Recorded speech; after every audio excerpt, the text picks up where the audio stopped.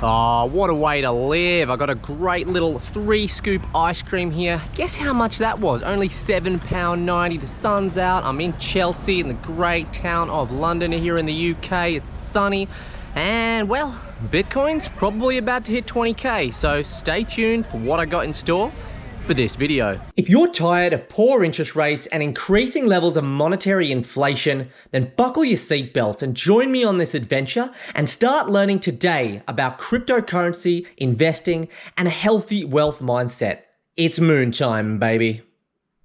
Alrighty folks, now that I've finished eating my overpriced ice cream in Chelsea, I'm going to be talking to you about 3 fundamental reasons why in July of 2020, I believe Bitcoin is going to head to $20,000 possibly before the end of 2020. If you have been in the cryptocurrency, Bitcoin and blockchain space for over 3 years, you will have been around to experience the altcoin season of 2017. That's right, you remember it. It was heaven on earth. We were just making gains left, right, and center, all the way up to that big bubble when it popped at $20,000 for one Bitcoin, and then everything just fell apart. Altcoins, Bitcoin, the entire space looked like it was absolutely doomed for. Since then, we have seen a slow but steady recovery up to a Bitcoin price around today, which is $9,400, and altcoins left, right, and center are absolutely going off the Richter. We've got 20% gains here, 70% gains there, 100x returns tomorrow and the day before. Whilst you can't just purely go off what happened historically to govern what you do in the future, however, most of the time it can give you a pretty good idea. What do you think the big money investors, the smart investors, the big institutions are going to be doing? They're going to be making their short-term gains through altcoins, and they're going to be funneling their profits into Bitcoin. This is the name of the cryptocurrency game. For the people who have been in it long enough and are smart enough, you know. Use altcoins to your advantage for short-term gains and accumulate BTC for the long term. I believe from now until around maybe early December, or maybe even slightly before that, altcoins are going to end up running out of steam, and it will eventually all flow back into Bitcoin just at the right time to surpass that 20,000 level. Now, of course, I'm not saying all altcoins are going to shame. There will be some that will stick around, but I can tell you right now, the majority of them will probably go close to zero by the time we are done with the end of this year. There are only a small, limited amount of projects that I would recommend any investor to take part in. Myself, at any one time, I'm only really ever invested in no more than 3 to 5 altcoins with a significant financial position. Now, before I do crack on with the rest of today's video, folks, and I talk about the last 2 reasons why I believe Bitcoin could be headed to 20,000 before the end of 2020, I just want to give a massive shout out to this brand that I'm wearing right here today. It is the BTC movement, the Bitcoin movement. This brand is an online e-commerce store. It is relatively new. They have just come into fruition. I will leave some links in the description of this video below.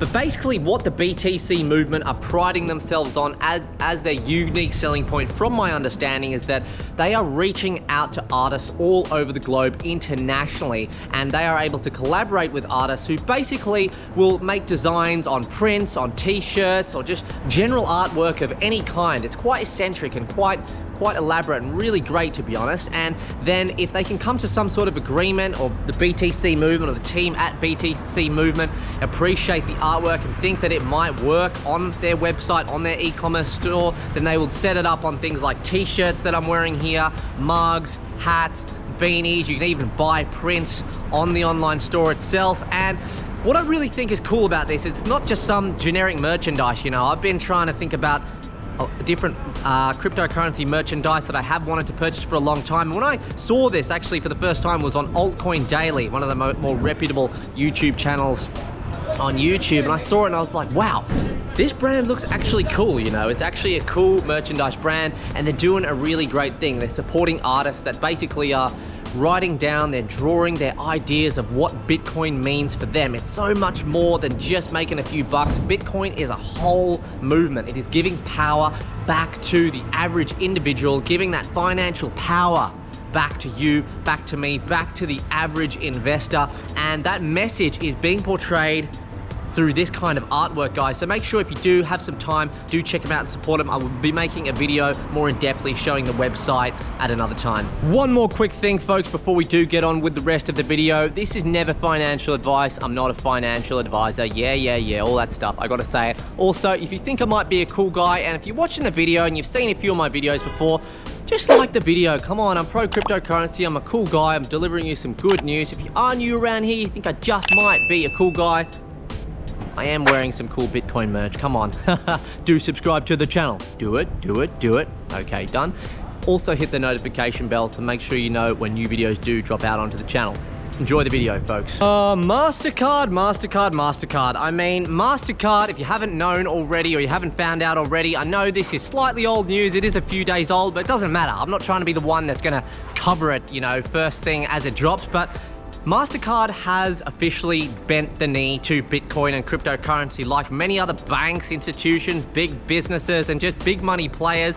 I think back in 2018, MasterCard actually came out and officially said they were anti-Bitcoin, anti-blockchain, like many other companies did. However, they have done a complete 180. What a surprise. And they have basically said that they are now willing to work with many different blockchain companies in encouraging the use of cryptocurrency debit cards. They realized that Visa were on board already with Crypto.com and various other card companies as well in the cryptocurrency space. And the fact of the matter is, MasterCard knew, they finally realized that they were going to be left behind in the dust if they did not jump on board.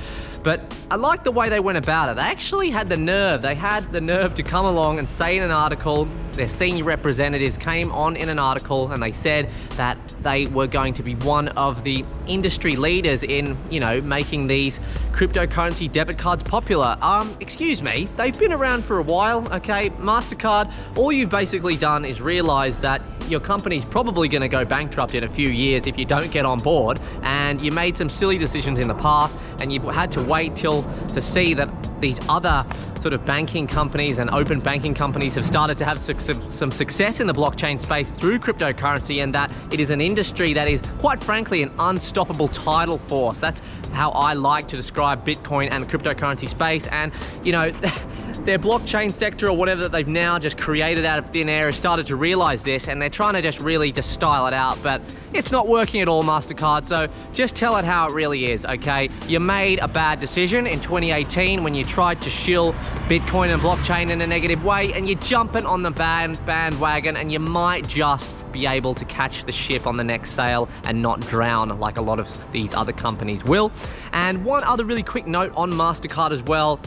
They're partnering up with Wirex, and if you haven't heard of this Wirex company, I have used them personally myself. I have used their cards, and look, all in all, they're rubbish. Don't waste your time. The app is rubbish. It just feels like you're using something really cheap and slow. The customer service is not good. The benefits are not great. Yes, you do get paid back in Bitcoin, but it's something like 2%. I think their basic card is free. They don't have a premium service, I don't believe.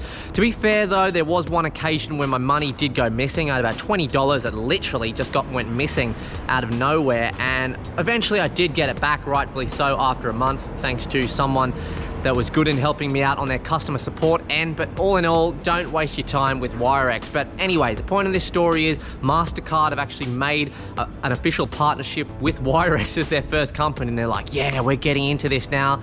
Wirex is crap though, okay? It's nothing special. Crypto.com and now Binance's card that they are about to launch in Europe through the acquisition of Swipe. They are going to be the two industry leaders of the crypto debit cards, in my personal opinion. MasterCard is just tagging along for the ride, but nonetheless, MasterCard is a big name like Visa, and all in all, it is a massive positive for the blockchain space, and it is absolutely massive for user adoption. Think about it, folks. Anyone who uses MasterCard sees that now MasterCard is willing to work with Bitcoin and cryptocurrency. It then gains the trust of all of these MasterCard users. That is my point made. Point number 2. And the final point of why I believe Bitcoin's going to 20K this year, you heard it from me and maybe some others, but you heard it from me first, is PayPal's recent official partnership, confirmed partnership with Paxos. Paxos is a regulated decentralized finance stablecoin that is pegged to the US dollar, from my understanding. And this is massive news. Look, PayPal have not officially come out and said that they are going to be enabling Bitcoin and other cryptocurrency purchases on their platform just yet, but it is just a matter of time. It is going to happen. They've had a good relationship with Coinbase since 2017. That is 3 years ago, and their interest has only been slowly growing. I'm getting some serious MySpace vibes from PayPal if they don't soon agree to just fully adopt cryptocurrency and Bitcoin. Obviously, they are just taking it step by step, but trust me, it is going to become official. It is going to happen. You will soon be able to buy Bitcoin and other main cryptocurrencies on PayPal. What does that mean? Do I need to state the obvious? Anyone who uses PayPal services in the world, which is over 15 million users worldwide, they are going to officially start trusting Bitcoin, trusting cryptocurrency. Hey, PayPal is the most trusted payment medium on the planet. If PayPal trusts Bitcoin, what does that mean? We can trust Bitcoin. Okay, maybe I should buy $20 worth of Bitcoin, $50 worth of Bitcoin, $100 worth of Bitcoin. That is where the mass adoption happens, when these average individuals start buying these smaller amounts and we increase the amount of Bitcoin being purchased on this planet. That is a massive reason why I think, and the third reason why I think Bitcoin is headed to 20K at the end of 2020. Anyway, folks, that's enough from me. How about some stuff from you? What do you think about these 3 points that I've spoken to you about today? What do you think about PayPal and their recent partnership with Paxos? How do you think that will affect the space?